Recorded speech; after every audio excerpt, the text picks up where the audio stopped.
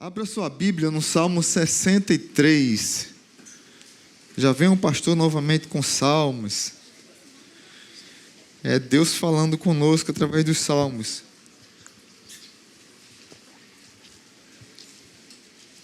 Você vai lá no meio da Bíblia, no meio mesmo, se você tiver com a Bíblia para abrir, no meio da Bíblia você encontra os salmos 63.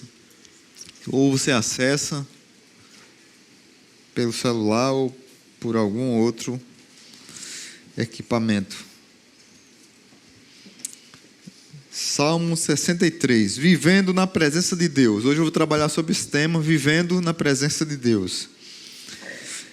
Salmo 63, Salmo de Davi, diz assim no cabeçalho, Salmo de Davi, quando ele estava no deserto de Judá. Ó Deus, Tu és o meu Deus, eu te busco intensamente, a minha alma tem sede de Ti, todo o meu ser anseia por Ti, numa terra seca, exausta e sem água. Quero contemplar-te no santuário e avistar o Teu poder e a Tua glória. O Teu amor é melhor do que a vida, por isso os meus lábios Te exaltarão. Enquanto eu viver, Te bendirei, e em Teu nome levantarei as minhas mãos. A minha alma ficará satisfeita, como quando tem rico banquete, com lábios jubilosos a minha boca Te louvará. Quando me deito, lembro-me de Ti, penso em Ti durante as vigílias da noite, porque és minha ajuda, canto de alegria à sombra das Tuas asas. A minha alma pega-se a Ti, a Tua mão direita me sustém. Aqueles, porém, que querem matar-me serão destruídos, descerão às profundezas da terra, serão entregues à espada e devorados por chacais. Mas o rei se alegrará em Deus, todos os que juram pelo nome de Deus o louvarão, mas a boca dos mentirosos será tapada. Pai bendito, muito obrigado por Tua palavra. Só a leitura desse texto já traz para nós temor ao Senhor, desejo de buscar o Senhor, como falamos aqui na canção agora. Preciso de Ti, preciso do Teu amor, preciso de Ti, preciso do Teu perdão. Como a corça anseia por água, assim tenho sede. Só o início desse salmo já traz para nós o imenso desejo de sede de Deus que o salmista tinha. Minha oração é que o Senhor fale aos nossos corações nesse dia tão especial, dia do Senhor, e que nós possamos, ó Pai, receber da Tua palavra e guardar no coração para aplicação em nossas vidas. No nome de Jesus, amém. Queridos, Davi estava num local como um vale, estava num deserto, mas num lugar como se fosse um buraco, literalmente. Onde fica o Mar Morto. É interessante que aquela região é seca, é árida, é excessivamente salgada, é muito quente. Já foi detectado naquela região 53,9 graus de temperatura. Naquela região que Davi estava, no mar tem equivalente a 34% de sal, enquanto o Oceano Atlântico ele tem a média de 3% de sal. Aonde Davi estava tinha 34% de sal, ou seja, ninguém morre afogado naquele lugar. Agora imagine o quanto é salgado. Uma vez um professor meu foi para Israel e trouxe um pouquinho de água do Mar Morto. E eu tive a ligeira ideia de pôr o dedo e colocar na língua para experimentar a água do Mar Morto. Gente, é muito salgado, é um negócio assim insuportável, muito forte.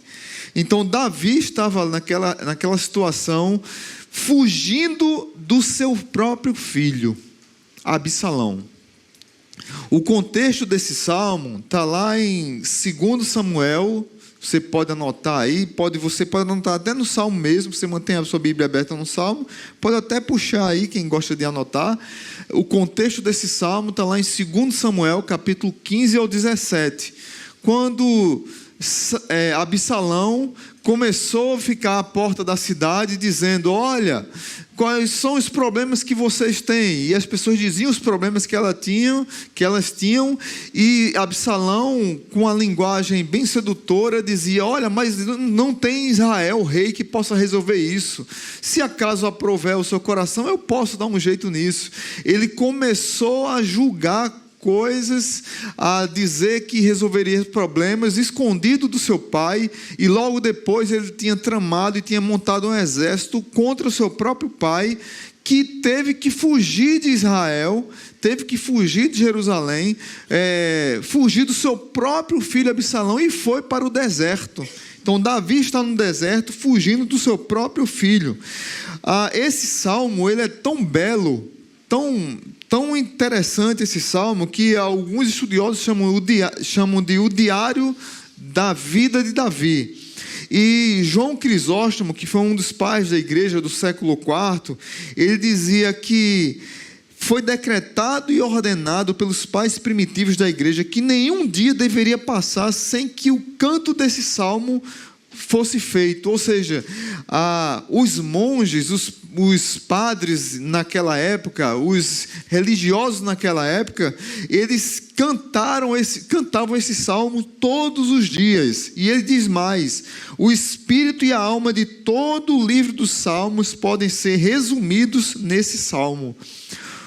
Ou seja, todo o livro de salmo pode ser resumido nesse salmo, Salmo 63, que também era considerado como alguns como um hino da manhã, onde mostra a prioridade do homem que está sob pressão. Qual é a prioridade do homem que está sob pressão?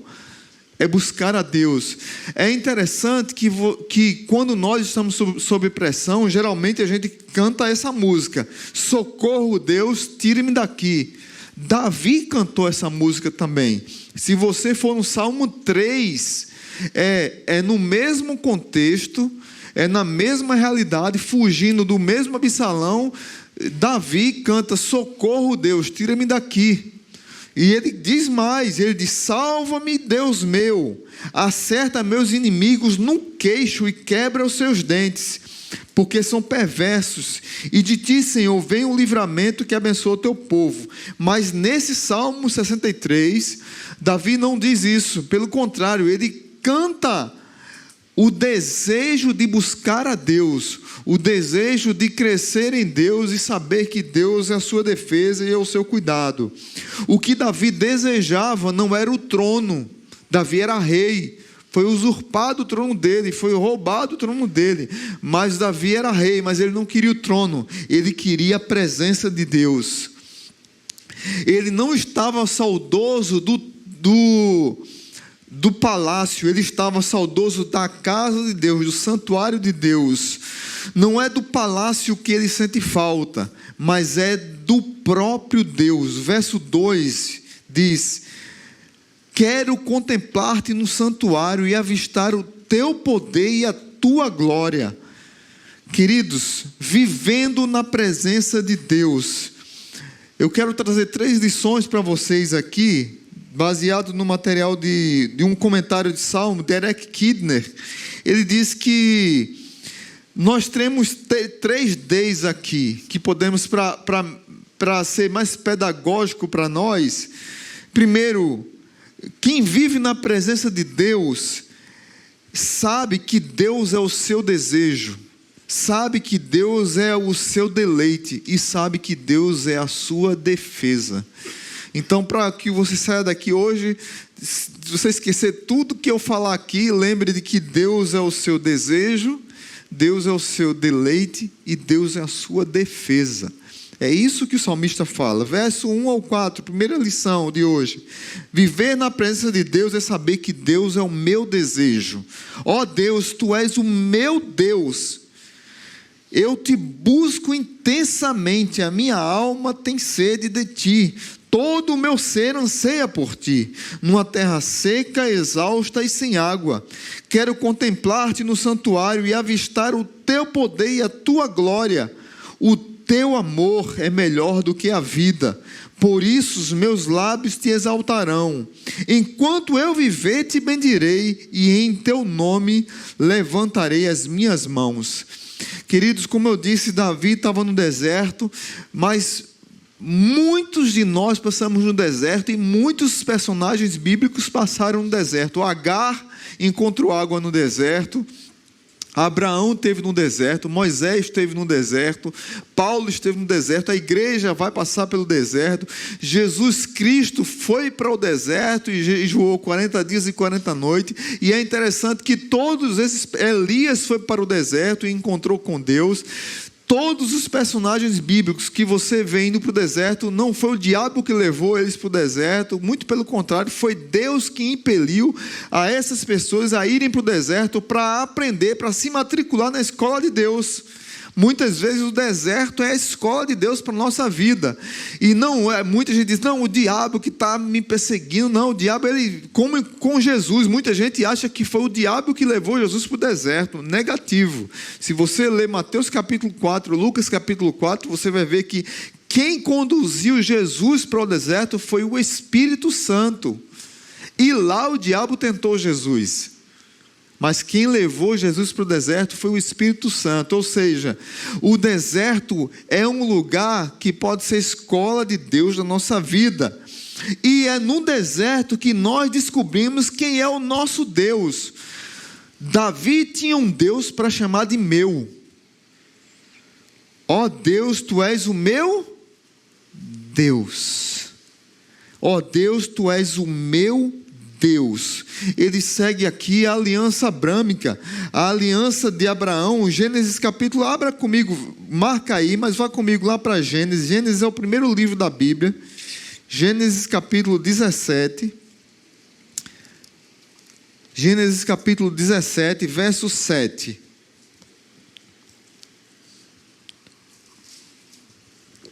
Primeiro livro da Bíblia, você encontra logo, Gênesis 17, verso 7.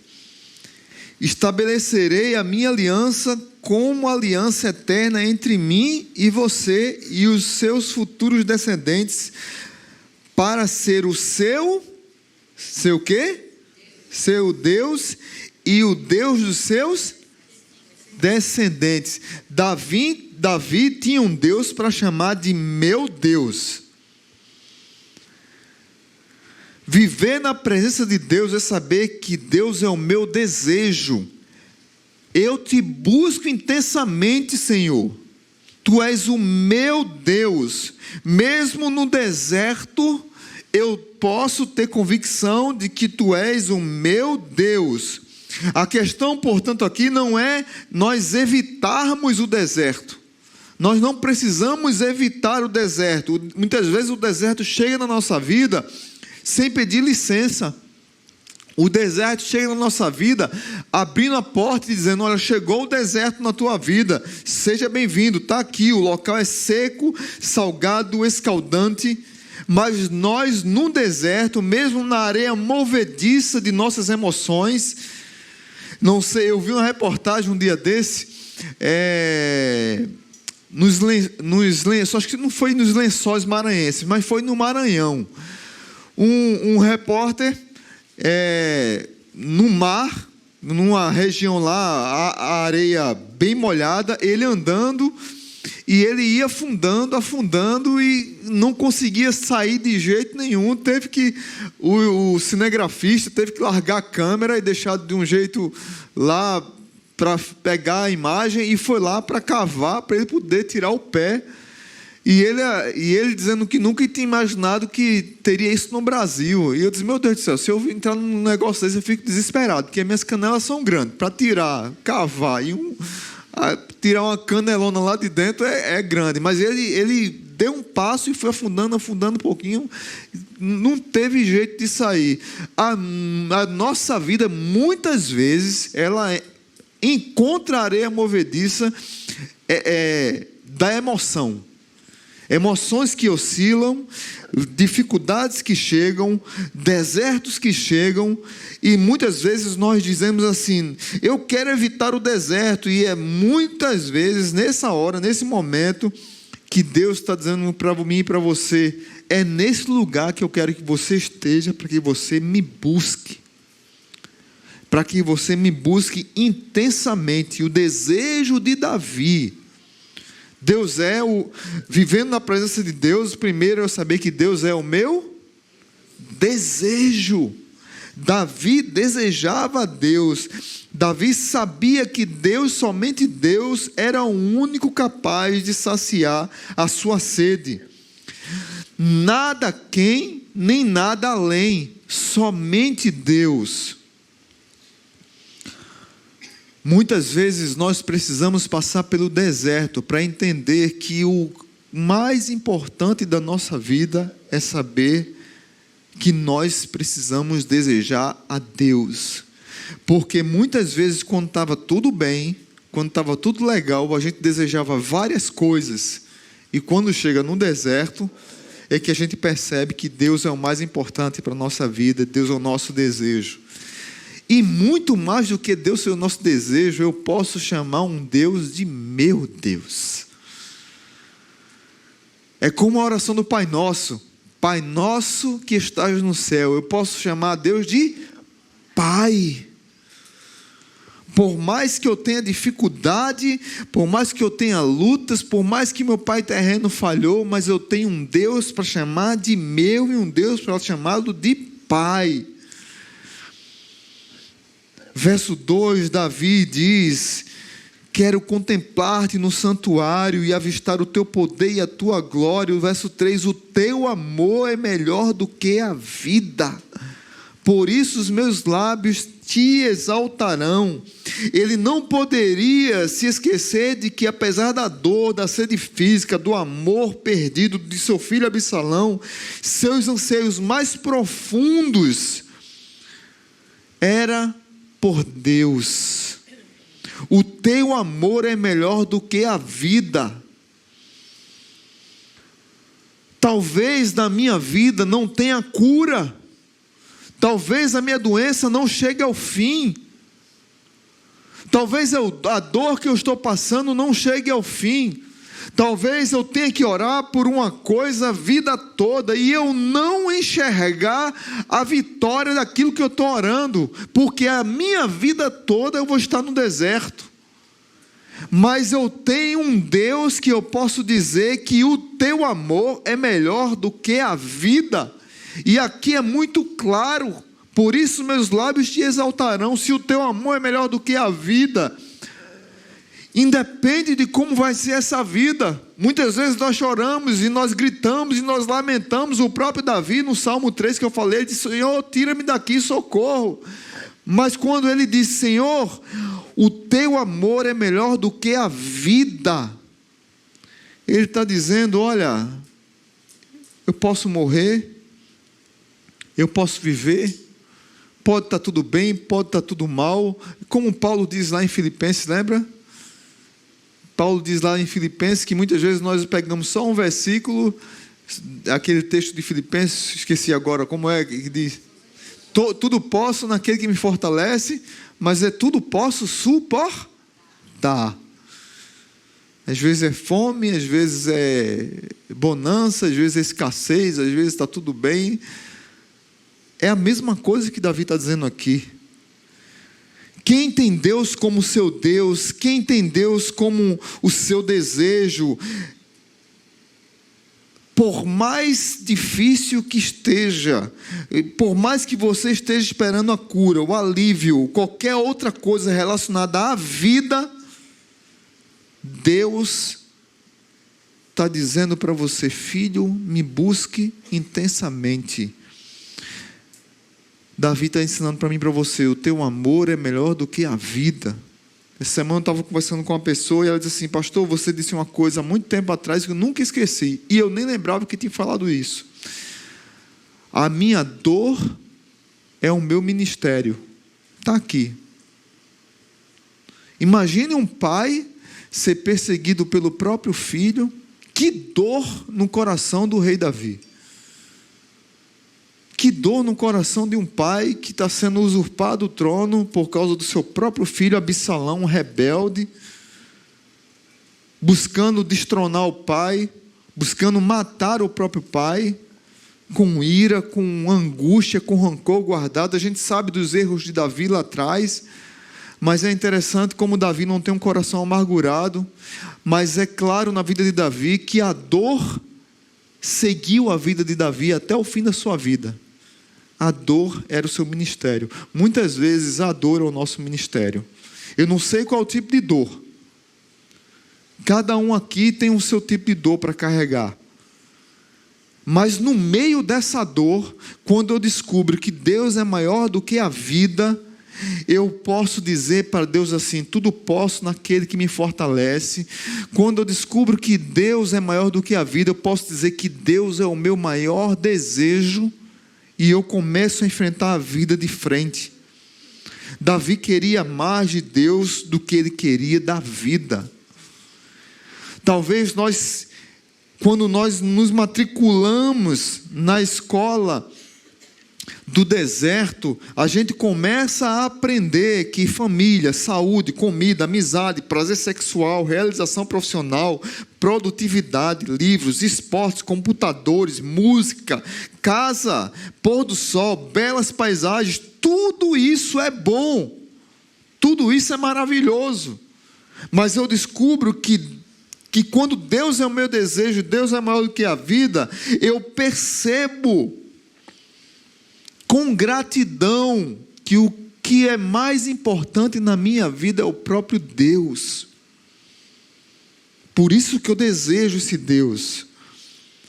Por isso que eu desejo Deus e não o que Deus pode doar. Porque muitas vezes quando eu só quero saber do que Deus pode me doar, do que Deus pode me proporcionar, eu me transformo no idólatra e não no adorador.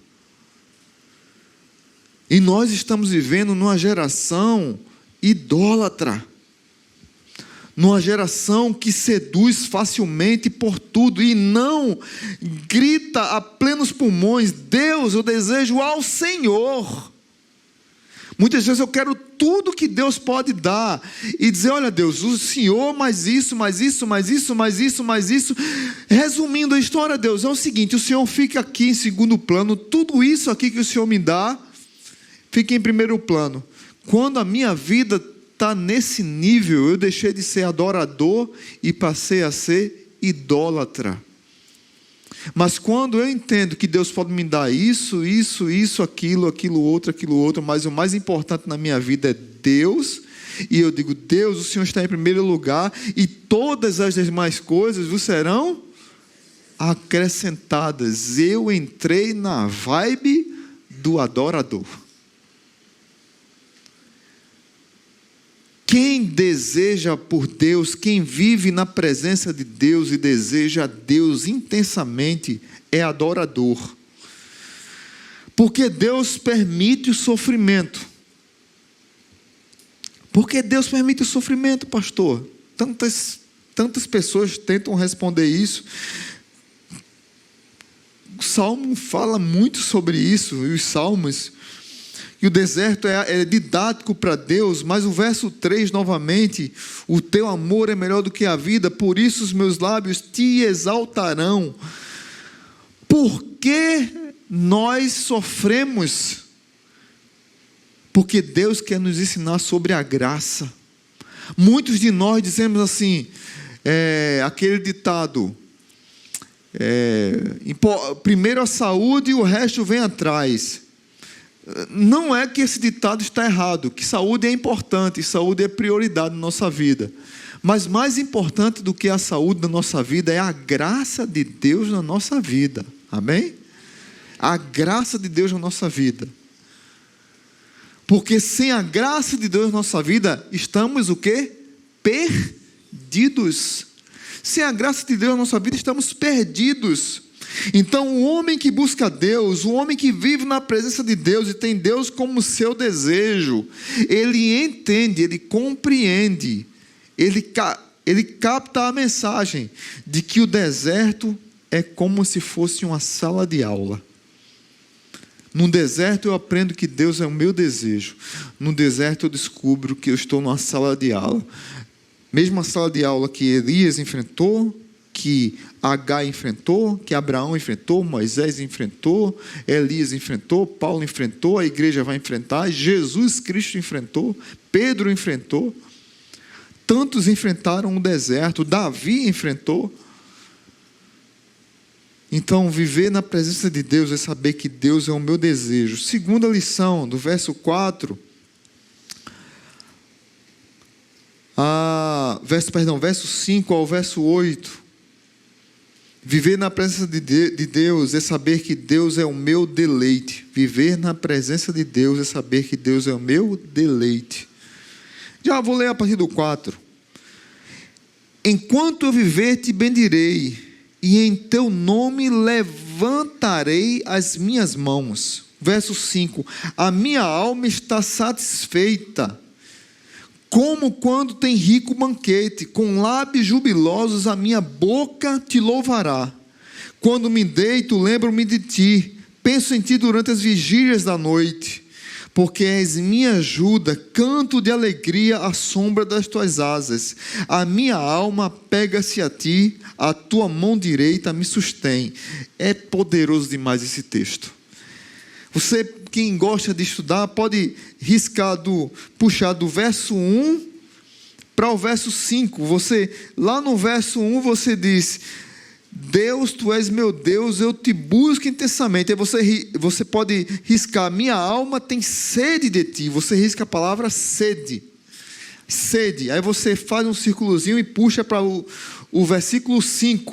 Aí diz: a minha alma ficará satisfeita. É assim que tem na sua Bíblia? Primeiro eu tenho sede, depois eu fico saciado, depois eu fico satisfeito. Davi agora está satisfeito em Deus. Deus é melhor do que comida e bebida. Deus é o tema da sua canção, o motivo da sua noite acordada. Quando eu me acordo à noite, é para, na vigília da noite, orar e buscar ao Senhor. A ocupação dos meus pensamentos, a alegria do meu coração que me faz cantar, o apego da minha alma, o meu auxílio, força e sustento. Deus é o meu maior deleite. Nada disso veio sem esforço. O deleite não vem sem esforço. A satisfação não vem sem esforço. A satisfação vem a partir de um anseio, a partir de uma sede, a partir de uma convicção de que Deus é o meu desejo. Ele é o meu Deus e eu o desejo. Quando eu entendo que Deus é o meu Deus e eu o desejo, eu fico satisfeito. Lembra do Salmo 23? O Senhor é o meu pastor e nada me faltará. O Senhor é o meu pastor e eu estou satisfeito. Ele me leva para águas tranquilas, Ele me põe num pasto verdejante e eu fico satisfeito. Tem um esforço, tem a contramão da nossa parte. Não só é Deus quer que nós o busquemos, que nós aproveitemos o momento para nos rendermos a Ele. Toda saciedade é antecedida por fome. Toda saciedade é antecedida por fome. John Piper, um pastor batista americano, ele diz o seguinte, ele tem um livro chamado Teologia da Alegria. E ele fala sobre a satisfação em Deus. E ele diz: Deus é adorado e glorificado na vida de seus filhos, tanto na sede, versículo 1, como na saciedade, versículo 5. Deus é adorado, honrado e saboreado, tanto quando sentimos sede dele, como quando nos satisfazemos em seus banquetes. Ou seja, ele diz: a sede é a forma da adoração, quando o coração sente que Deus está distante, e a satisfação é a forma de adoração, quando o coração sente que está próximo. Vou repetir: a sede é a forma de adoração quando o coração sente que Deus está distante. Eu busco intensamente, eu estou com sede, eu busco. Como cantamos aqui, distante de ti, Senhor, não posso viver, não vale a pena, eu preciso de ti. E aí a sede é a forma de adoração quando eu sinto que Deus está distante, então eu vou buscá-lo. E a satisfação em Deus é a forma de adoração quando o coração está próximo, quando Deus sacia, quando Deus completa. É interessante que o texto continua no verso 6, dizendo assim: quando me deito, lembro-me de ti, penso em ti durante as vigílias da noite.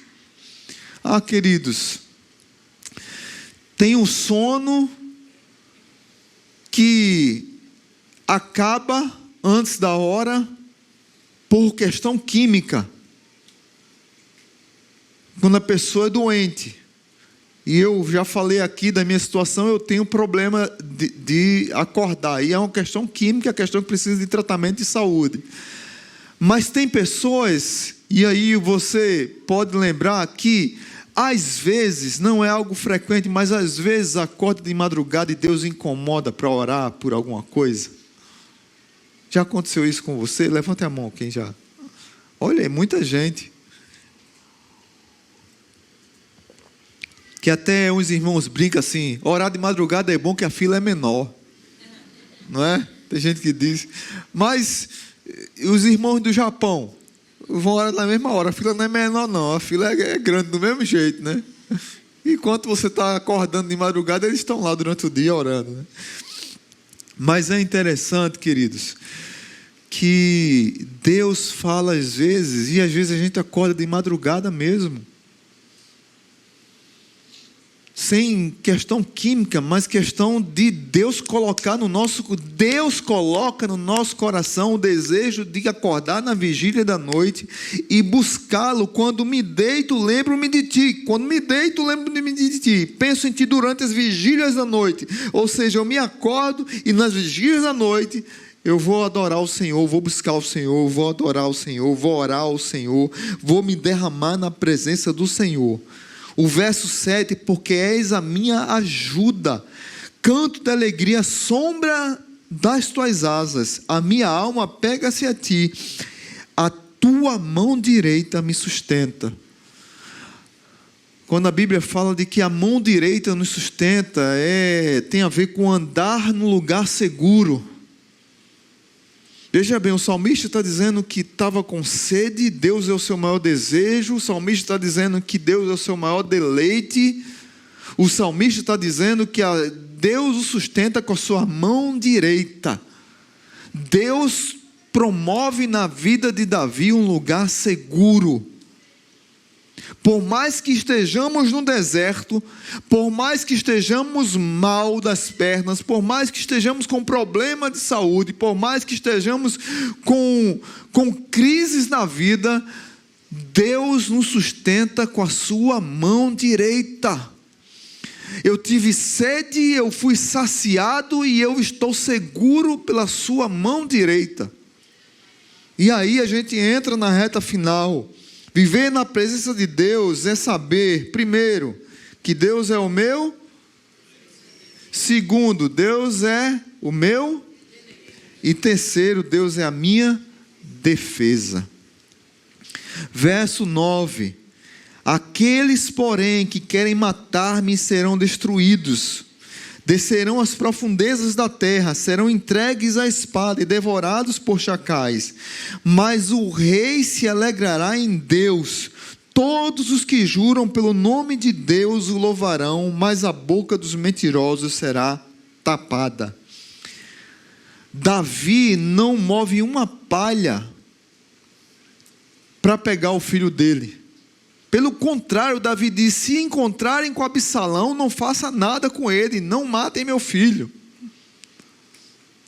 Mas Davi faz uma oração imprecatória para os seus inimigos. E aqui faz parte, a gente pode se assustar com isso, mas faz parte da poesia hebraica. Davi era ser humano. Davi estava sofrendo também. É intrigante, mas está aqui na palavra de Deus. Porque senão a gente só pega o verso 1 ao 8 e diz: a Bíblia só tem o verso 1 ao 8. Não, a Bíblia tem o verso 9, 10 e 11 também, aqui no Salmo 63.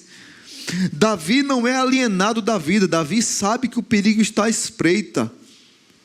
E Davi ora que Deus resolva isso. Ele sabe que Absalão se cercou de muitos soldados que eram soldados de Davi e agora se tornaram traidores.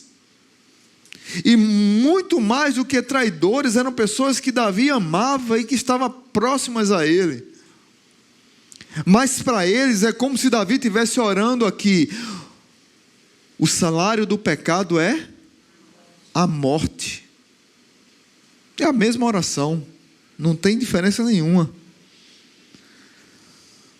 Mas a maior lição que Davi está tirando aqui para mim e para você é que aqueles que buscam a Deus precisam descansar, sem praquejar, amando e orando pelos que vos perseguem, sabendo que Deus é a sua defesa.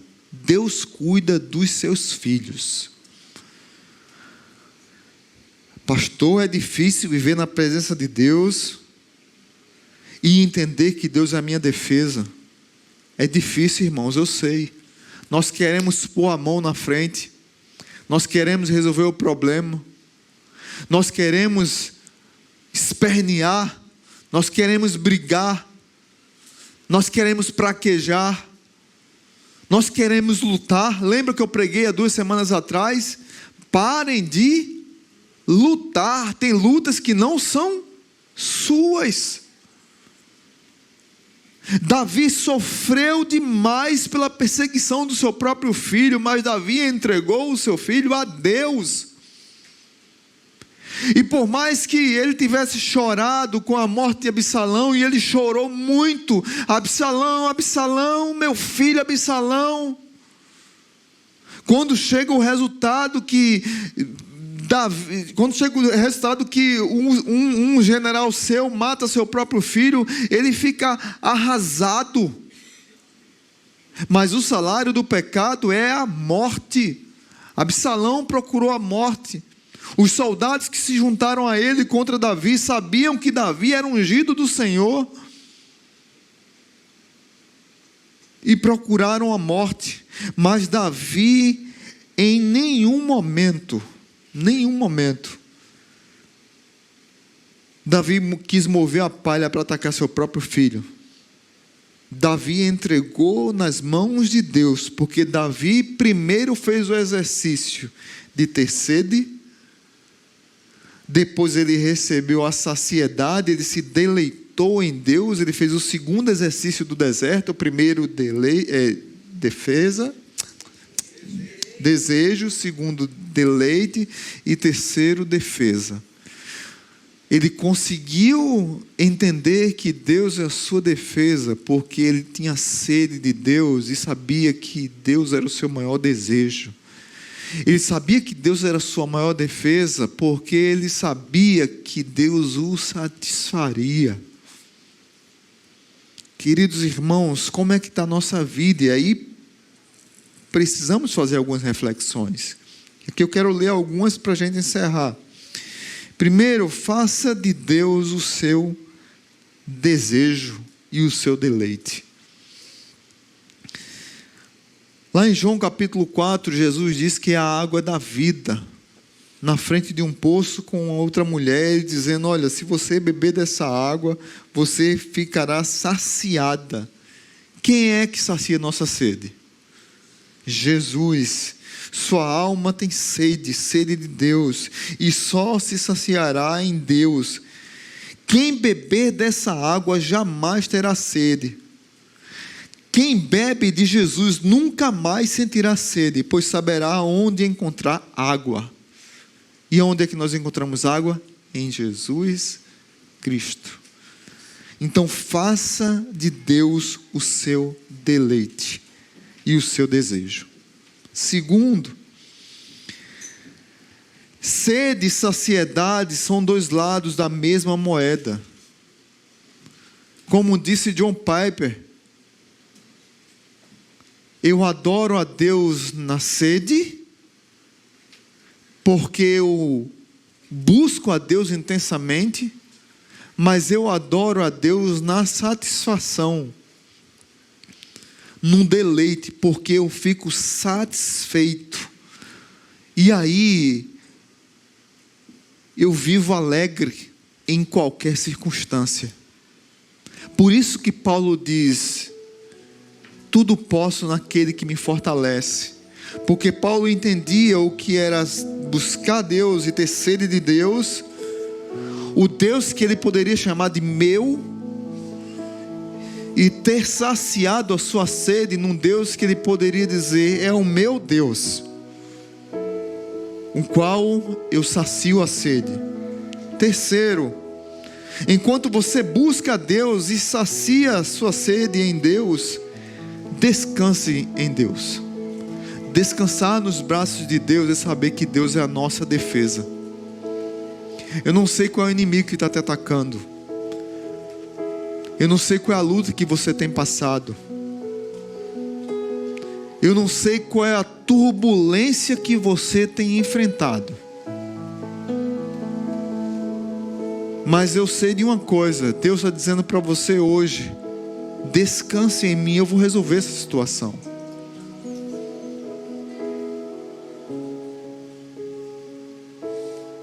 Eu preciso entregar nas mãos de Deus.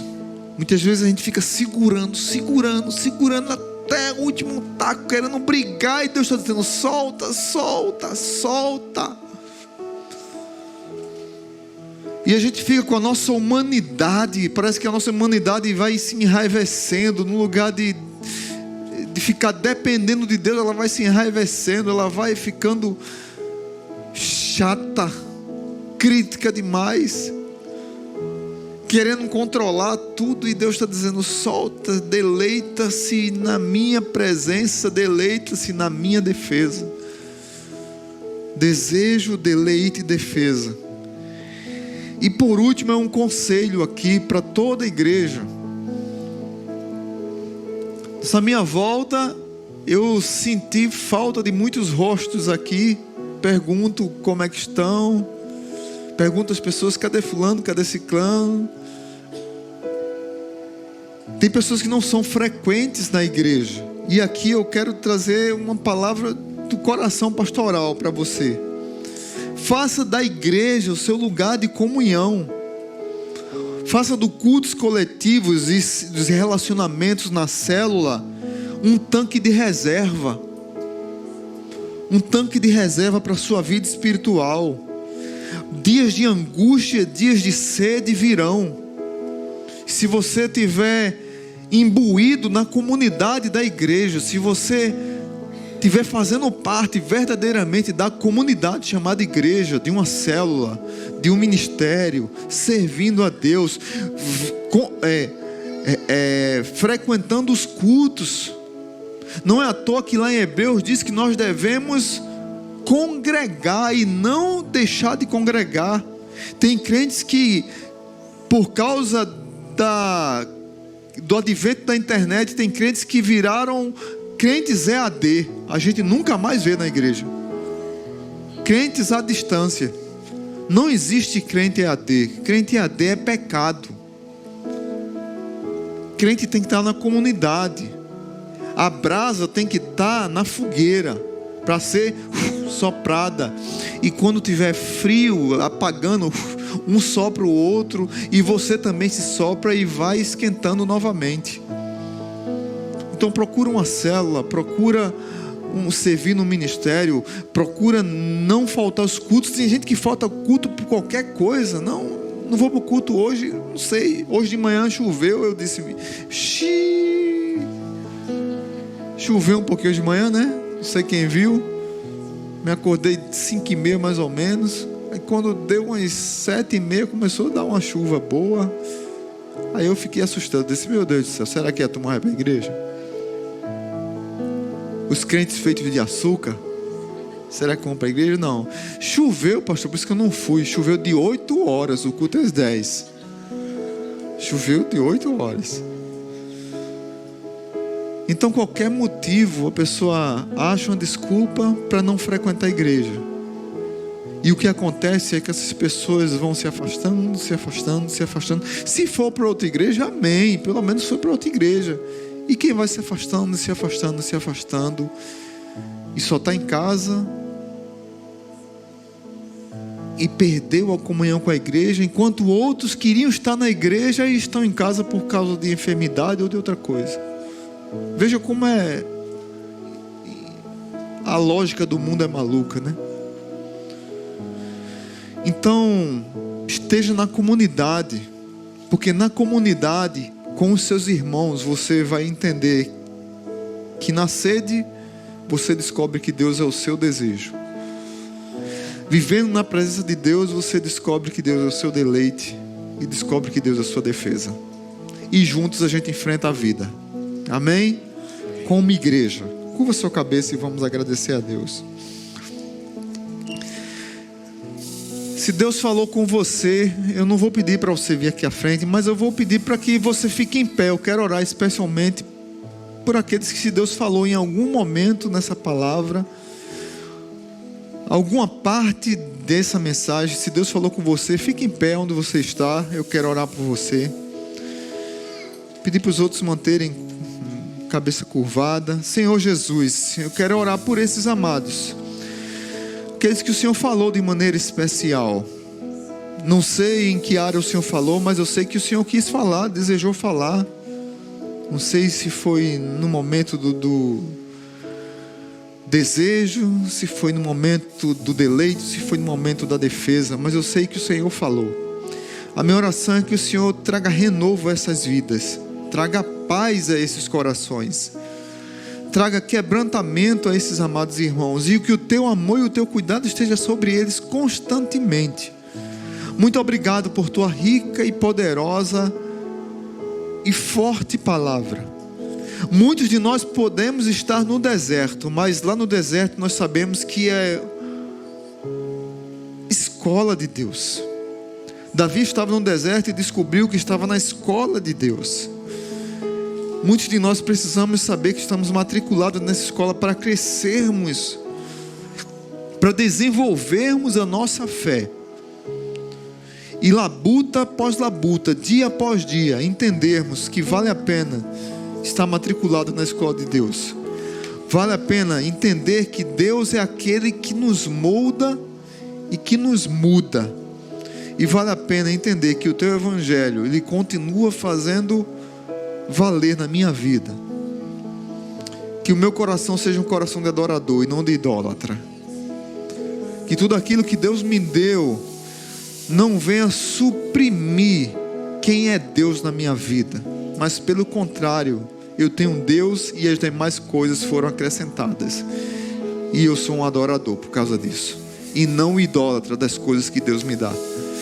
Que o amor de Deus o Pai, que a graça maravilhosa de Jesus e que a comunhão do Espírito Santo esteja sobre nós, no nome de Jesus, amém.